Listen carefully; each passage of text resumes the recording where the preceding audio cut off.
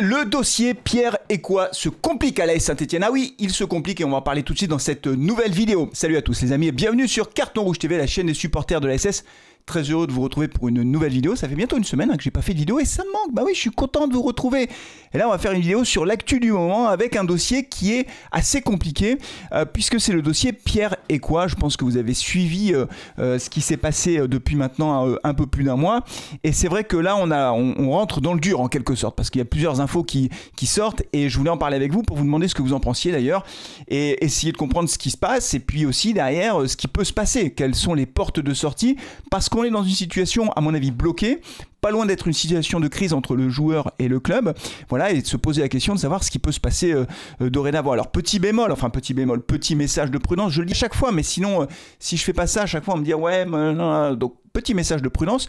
Ce que je vais vous dire là, c'est mon analyse à partir de ce que je lis dans l'équipe, notamment Le Progrès, enfin les différents sites qui parlent de l'AS Saint-Etienne. J'ai pas d'infos particulières, donc je vais vous livrer mon analyse à partir des informations qui sont sorties et qui ont été publiées. Alors on va refaire un rappel d'abord de la chronologie des faits pour voir qu'effectivement le dossier est en train de s'embourber en quelque sorte, de s'enliser et que là on est dans une situation où ça devient compliqué pour le club et pour le joueur puisque évidemment tout le monde s'interroge.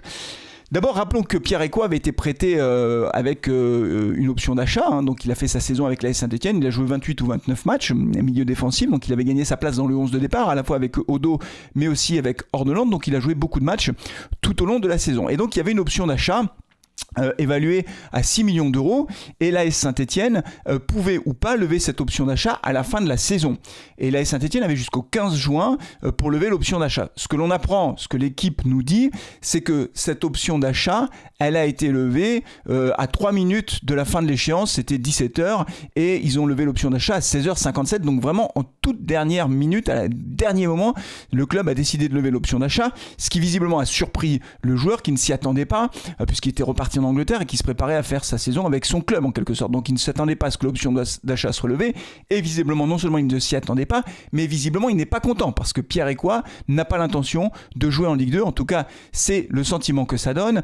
Et d'ailleurs, si on avait besoin d'une preuve de la tension qui règne en ce moment ou de cette situation de blocage qu'il y a entre le joueur et le club, c'est que Pierre Écois, on ne l'a vu nulle part, ni à l'entraînement, ni dans les matchs de préparation, ni sur les photos du club. Quand le club communique, il fait des inside, des vidéos, inside entraînement, inside match, inside machin, pas de Pierre Écois. Donc on sait très bien que Pierre Écois n'est pas dans le groupe, il ne s'entraîne pas avec le groupe pro, il n'est pas dans une logique de reprendre le championnat avec l'AS Saint-Etienne. Alors je vais pas dire qu'il boude, mais ça ressemble à peu près à ça, alors qu'il a un contrat.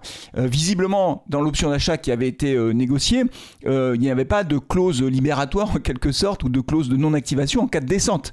En général, moi je pensais en fait, encore une fois, c'est pas moi qui fais les contrats, mais moi je pensais que les joueurs se protégeaient un peu en disant que, en mettant les contrats avec option d'achat, que s'il y avait une descente, l'option d'achat ne pouvait pas être activée en quelque sorte. Vous voyez ce que je veux dire? Là, c'est pas le cas. Donc, l'AS Saint-Etienne a activé l'option d'achat alors que le joueur ne s'y attendait pas et que le joueur ne veut pas jouer avec l'AS Saint-Etienne cette saison. Donc, le club a décidé de le faire parce qu'il considère qu'il y a un intérêt à le faire. Bah oui, parce que les dirigeants de Kilmer, ils prennent pas une décision comme ça s'ils considèrent que ce n'est pas dans l'intérêt du club et sinon ils l'auraient pas fait. Donc quel peut être l'intérêt du club? Ça c'est la question qu'il faut se poser. Pourquoi on a activé cette option d'achat? Et après je viendrai sur le niveau du joueur. Est-ce que 6 millions c'est beaucoup, pas beaucoup? Est-ce qu'il faut le garder, pas le garder? Ce qu'on lit dans l'équipe, c'est que visiblement le club a activé l'option d'achat mais avec l'idée de revendre le joueur et donc avec une plus-value. Que le club n'est pas hostile ou réfractaire à l'idée de revendre Pierre Écois dans la foulée. En quelque sorte, c'est un peu une Nkunku. Nkunku a été prêté à l'AS Saint-Etienne pour une demi-saison. C'était pas une saison complète, hein, c'était une demi-saison. Il a performé. Les Verts avaient une option d'achat de mémoire à 2 millions d'euros. Ils ont exercé l'option d'achat. Nkunku n'était pas content, mais Nkunku a été transféré dans la foulée à Francfort pour 10 millions d'euros. Donc le club a fait une plus-value très forte en activant l'option d'achat et en revendant le joueur dans la foulée. Donc c'est un scénario qui s'est déjà produit par le passé à l'AS Saint-Etienne. Et donc c'est tout à fait possible que le club fasse ça et que le club se dise, nous on considère que Pierre Écois, voilà, il vaut plus que 6 millions, donc on va l'acheter 6 millions et on espère le vendre 7, 8, 10, j'en sais rien, moi je sais pas quels sont les objectifs du club. Donc ça c'est la première hypothèse. La deuxième hypothèse c'est de dire, nous on a activé l'option d'achat de Pierre Écois parce que on pense que en Ligue 2 il va nous apporter et ce sera un élément important pour l'effectif pour jouer la remontée. Et que peut-être même que Kilmer se dit, de toute façon, si on n'arrive pas à revendre Pierre Écois avec une plus-value, il reste dans l'effectif, c'est un joueur qui rentre dans les plans d'Erik Horneland et donc il n'y a pas de sujet, il va rester dans l'effectif et il jouera, il participera à la montée. Donc en fait, le club se dit soit on le revend, bon bah très bien, on gagne un peu d'argent et puis c'est très bien, on part comme ça, soit on n'arrive pas à le revendre et il reste au club et il jouera avec l'AS Saint-Etienne pour contribuer à la remontée.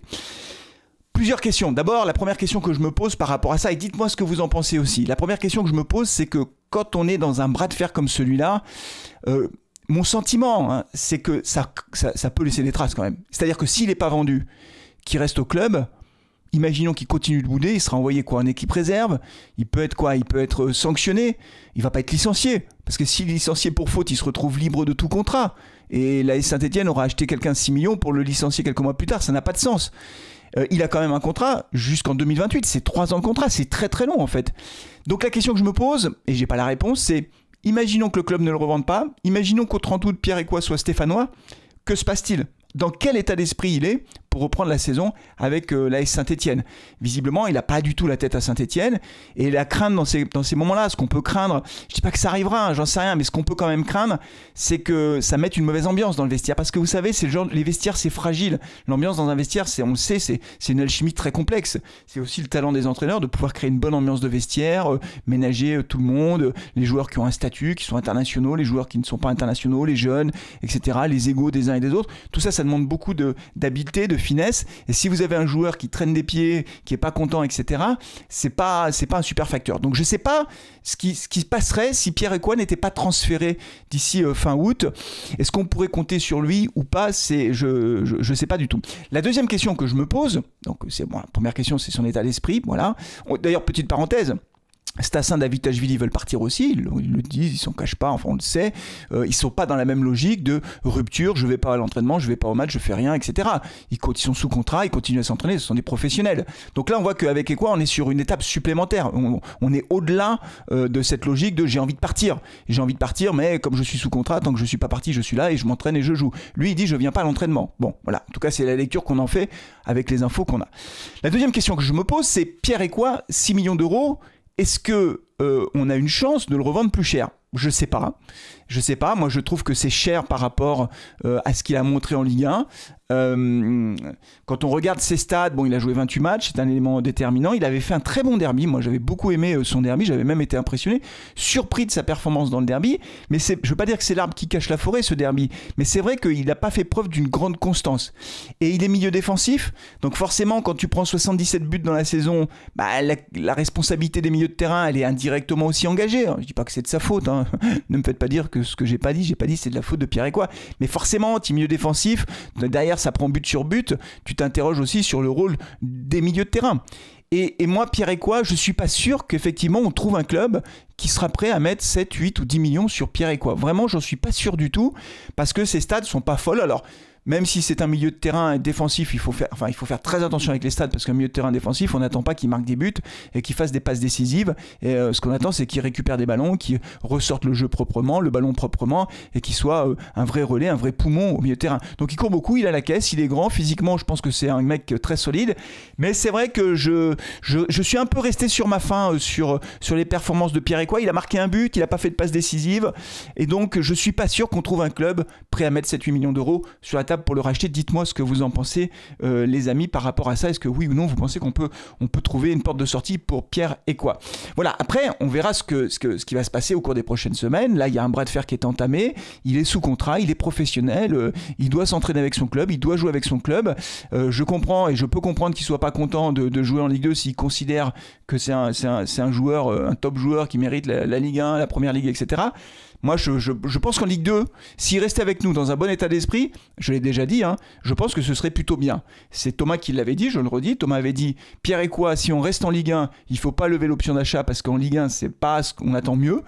En Ligue 2, il faut lever l'option d'achat parce que, voilà, je pense que c'est un peu cher, 6 millions. Mais en tout cas, Pierre Ecoua en Ligue 2, franchement, je prends parce que je pense que c'est un joueur qui a quand même du talent, qui a un jeu qui physiquement est présent. Il ne se blesse pas non plus, il ne fait pas beaucoup de fautes, il a pris 4 cartons jaunes, il n'a pas pris de carton rouge. Donc vous voyez, tout ça, ça compte, tous ces trucs-là. C'est de la data. Ah ben oui, c'est de la data. Donc je pense que c'est un joueur qui peut être intéressant en Ligue 2, mais encore faut-il qu'il ait envie, parce que tu fais pas jouer un joueur contre son gré. Donc voilà, donc le dossier est bloqué. Je ne sais pas ce qui va se passer. Je regrette un peu évidemment cette attitude de blocage. Ce qui visiblement l'a aussi agacé, c'est qu'il n'a pas du tout été averti de la levée d'option d'achat et qu'il se voyait dans sa tête repartir avec son club anglais. Et que ça, visiblement, ça l'a beaucoup braqué. Et pour l'instant, on est en situation de blocage, amis. On se retrouvera pour les prochaines vidéos sur le mercato. Alors je fais pas de vidéo, je l'ai dit, sur le mercato, je fais des vidéos une fois que les annonces sont faites, que le joueur a signé, qu'on a la photo, etc. Pour l'instant, il n'y en a pas, donc je fais pas de vidéo là-dessus, mais dès qu'il y en aura une, je vous garantis que je ferai des vidéos sur les transferts, sur le mercato, avec toujours beaucoup de points d'interrogation. Pierre Ekwah est un point d'interrogation, Bouchouari est un point d'interrogation, Stassin, Flavien Stassin est un point d'interrogation, David Tachvili est un point d'interrogation, Nadé est un point d'interrogation, Battu est un point d'interrogation. Que des points d'interrogation, il y en a beaucoup les amis. Et le championnat reprend dans pas très longtemps. Allez, on se retrouve pour la suite des événements. D'ici là, prenez soin de vous, de vos proches et allez les Verts. Ciao.